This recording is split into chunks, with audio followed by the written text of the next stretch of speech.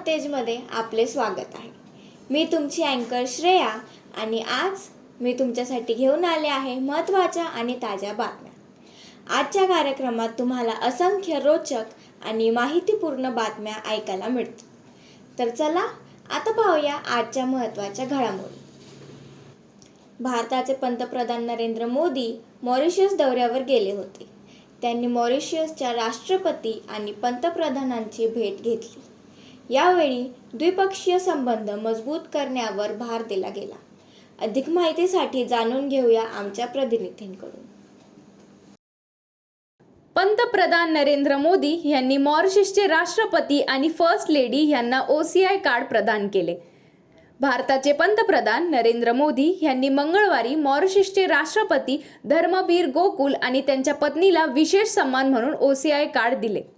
ही भेट मॉरिशसच्या स्टेट हाऊसमध्ये झाली, जिथे पंतप्रधान मोदींनी द्विपक्षीय संबंध म्हणजे दोन देशांमधील परस्पर संबंध, हे संबंध राजकीय, आर्थिक, सांस्कृतिक, संरक्षण आणि व्यापार इतर क्षेत्रांमध्ये सहकार्यावर आधारित असतात. द्विपक्षीय संबंधांद्वारे दोन देश परस्पर करार करतात, व्यापार वाढवतात, गुंतवणूक करतात आणि आंतरराष्ट्रीय मुद्द्यांवर एकमेकांना पाठिंबा देतात. हेच संबंध दृढ होण्याचा संदेश मोदींनी दिला आहे. ही बातमी तर आपण पाहिलीच असेल, पण OCI म्हणजे नक्की काय हे आज आपण थोडक्यात जाणून घेणार आहोत. OCI कार्ड म्हणजेच ओव्हरसीज सिटीजन ऑफ इंडिया म्हणजे काय? OCI कार्ड म्हणजे भारताबाहेर राहणाऱ्या आणि भारतीय मूळ असलेल्या नागरिकांसाठी भारत सरकारकडून दिले जाणारे विशेष ओळखपत्र.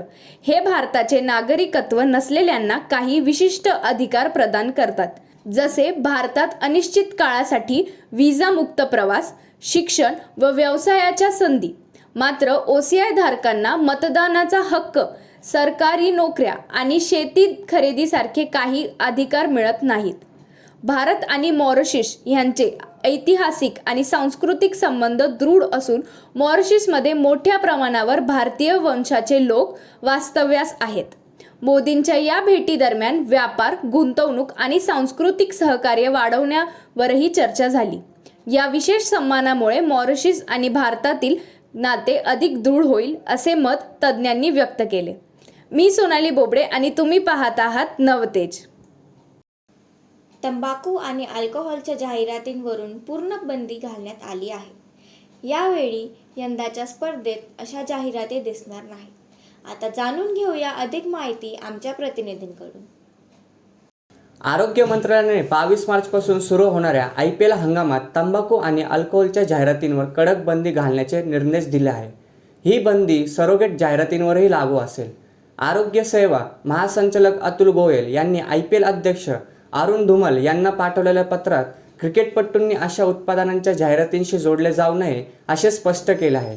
तसेच स्टेडियम, दूरदर्शन आणि डिजिटल प्लॅटफॉर्मवरही या जाहिराती पूर्णतः बंद करण्याचे आदेश देण्यात आले आहे.